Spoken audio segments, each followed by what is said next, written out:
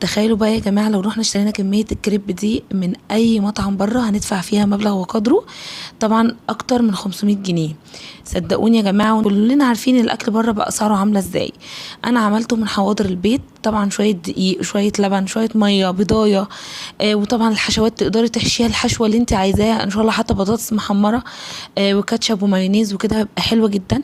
كفايه النظافه، احلى واطعم وانضف واوفر من بره بمليون مره. كفايه ان احنا بناكل ولادنا حاجه مضمونه. تابع معايا الفيديو للاخر لو شايفه ان الفيديو مفيد ليكي، وما تنسيش تعملي اللايك واشتراك للقناه عشان يوصلك مني كل جديد. لو اول مره بتشوفيني، ان اسمي سعاد ودي قناه طبخاتي وحلوياتي. انا هنا معايا 3 كوبايات من الدقيق، 3 كوبايات كبيره شويه مش المج العادي، قدهم ميه ولبن، يعني كوبايه ونص ميه وكوبايه ونص لبن، بضايه، معلقه من الخل، ربع كوبايه من الزيت، عليهم معلقه من السمنه، ربع معلقه من السكر، رشه من الملح ورشه من الفلفل الاسود. تمام. هنجيب بقى الخلاط عشان يبقى نضمن الخليط بتاعنا مفيهوش اي تكتلات خالص. هنضربه في الخلاط افضل حاجه عشان ما نحتاجش نصفيه ولا اي حاجه خالص. هنحط كميه الدقيق كلها، وهننزل بقى بالزيت والخل والبيضه والملح والفلفل والسكر، ومش هنحط اللبن والميه كلهم عشان الخلاط هيتملي. فهكملهم بعد اول ضربه كده او ضربتين، هرجع اكمل بقيه الكميه بتاعه اللبن والميه. وطبعا هنا انا هوريكم الفرق بين العجينه المرتاحه في التلاجة اللي بتقعد اكتر من 3 ساعات. يفضل ان عجينه الكريب يا جماعه تقعد اكتر من 3 ساعات عشان تديكي احلى نتيجه. طبعا لو سبتيها اقل من كده مش هتديكي نتيجه حلوه خالص، وهتعذبك شويه عشان تفكيها من الطاسه يعني وتقلبيها. فياريت يفضل انك تسيبيها مش اقل من 3 4 ساعات او ليله كامله في التلاجة، هتبقى حلوه جدا جدا. انا هوريكي العجينه اللي مش مرتاحه كويس، وهوريكي الفرق بين العجينه كمان المرتاحه. هعمل لكم الاثنين في الفيديو ده. انا هنا بصوا ضربت اول ضربتين، كميه الدقيق كده قلت شويه، فكملت بقيه السوائل معايا اللي هو الميه واللبن. طبعا يفضل نعمل ميكس بين الميه واللبن، لان اللبن بيطري الكريب والميه بتنشفه شويه، فهنا بنعمل معادله حلوه جدا بين انه يكون طري وناشف شويه. هنضربه كويس جدا جدا لغايه ما نتاكد ان مفيش اي تكتلات خالص، وان الخليط كله انسيابي ومتجانس جدا مع بعض. شايفين يا جماعه؟ دلوقتي بقى انا هحفظه في اي علبه او في اي حاجه واحطه في التلاجة لمده لا تقل عن 4 ساعات او ليله كامله، هيديكي احلى نتيجه.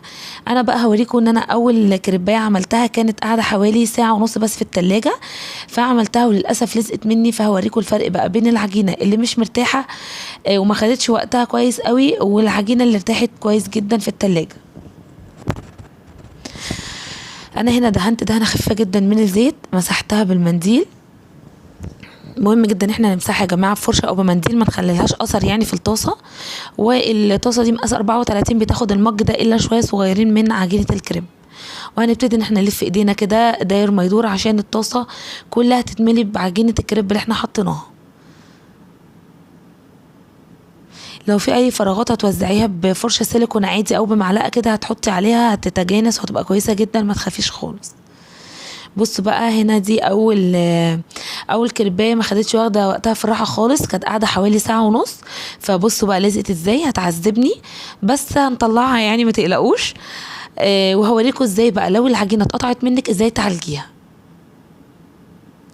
طبعا على نار وسط. انا هنا عشان الطاسه كبيره قوي فحطيت على عيني الكبيره بس، هديت النار خالص لان لو حطيت على النار الصغيره هتلاقوا ان الطاسه الجزء اللي في النص ده خد لون، وحوالين الكريبايه كلها داير ما يدور كده مش مستويه كويس. فاللون هيبقى الاول وبعدين الكريبايه هتستوي، فهنلاقيه واخده لون، فمش مطلوبه خالص في الكريب. الكريب حلاوته يا جماعه انه ما ياخدش لون، بيبقى شفاف خالص كده ومش واخد اي لون.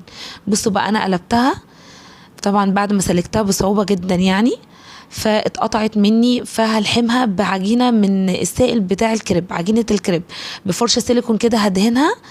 بصوا انا دهنتها بس للاسف ما تصورش المقطع، شايفين يا دوبك دهنه بسيطه جدا هتلحم الكريبايه ببعض، ومش هيبقى ليها اثر ان هي كانت مقطوعه خالص. انا دي هحطها في طبق، ومهم جدا ان احنا نطلع الكريب فوق بعضه ونغطيه، ما نسيبوش مكشوف عشان ما ينشفش. هنا بقى دي الكريب بعد ما خد حوالي اكتر من 3 ساعات في التلاجة. تاني كريبايه دي خدت وقتها في راحه كويس جدا. فبصوا بقى هتطلع بسرعه من الطاسه، هتسيب لوحدها كده وهتبقى حلوه جدا. وزي ما قلت لكم الطاسه دي مقاس 34، بتاخد مج كامل الا شويه صغيرين يعني من عجينه الكريب.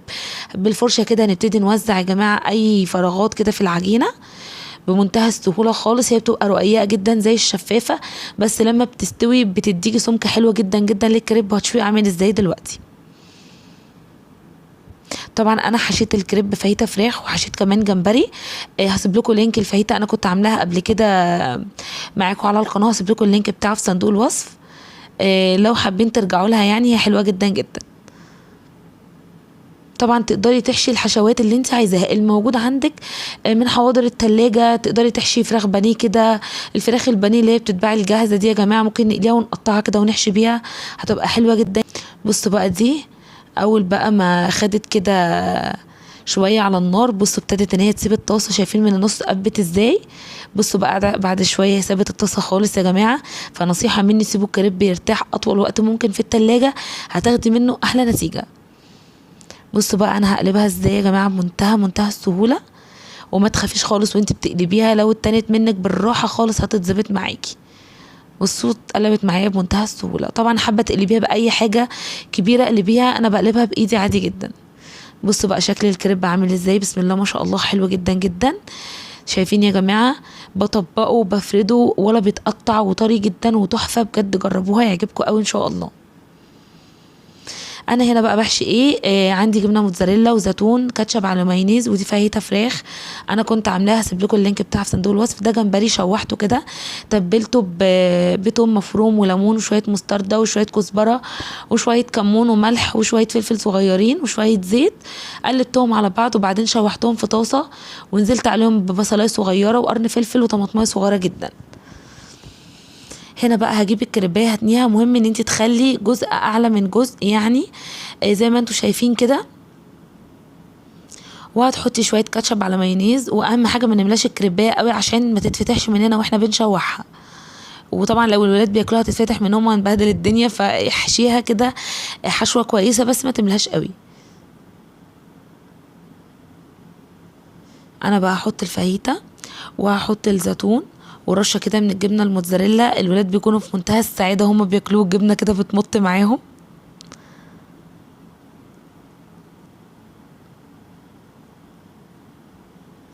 بصوا بقى يا جماعه نقفله ازاي.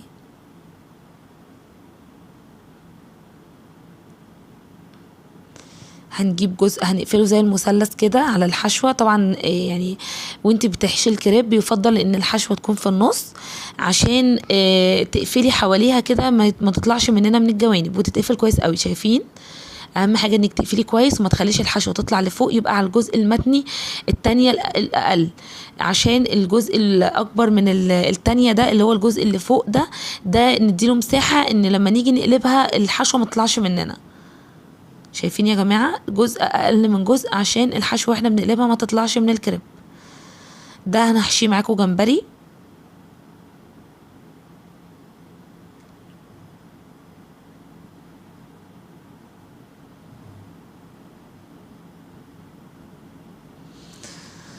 طبعا زي ما قلت لك احشي بالطريقه او بالحشوه اللي انت عايزاها، مفيش يا جماعه قاعده ثابته لموضوع الحشوات ده.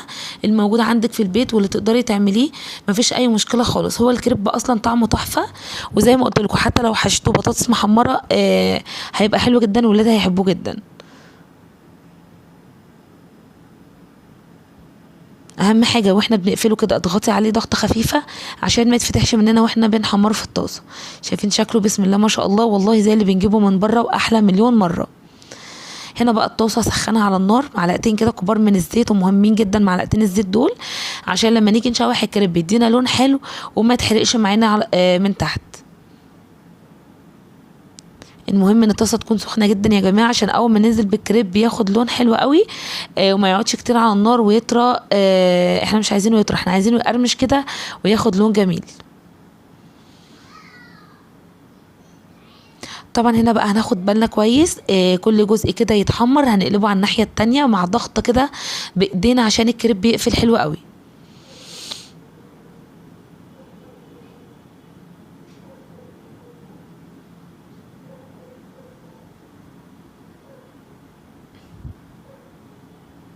شايفين يا جماعه عامل ازاي؟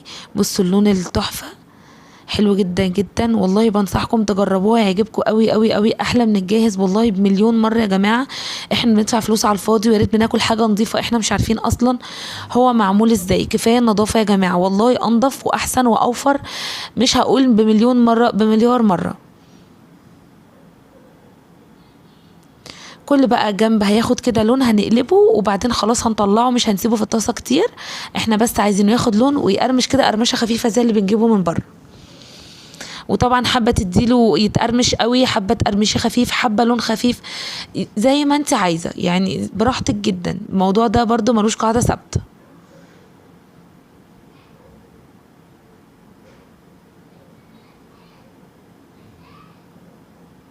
شايفين يا جماعه؟ دي تمام كده، هتطلع خلاص.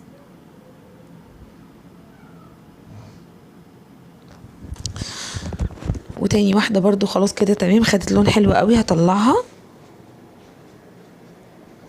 زي ما قلت لكم ناخد بالنا ما نسيبوش عشان ما يتحرقش بسرعه. نبقى واقفين جنبه ونقلبه كده ناحيه ناحيه على طول كده، عشان ما يغمقش مننا ويتحرق، مش هيبقى طعمه حلو خالص. شايفين شكله عامل ازاي؟ يا رب تجربوه ويعجبكم ان شاء الله. والسلام عليكم ورحمه الله وبركاته.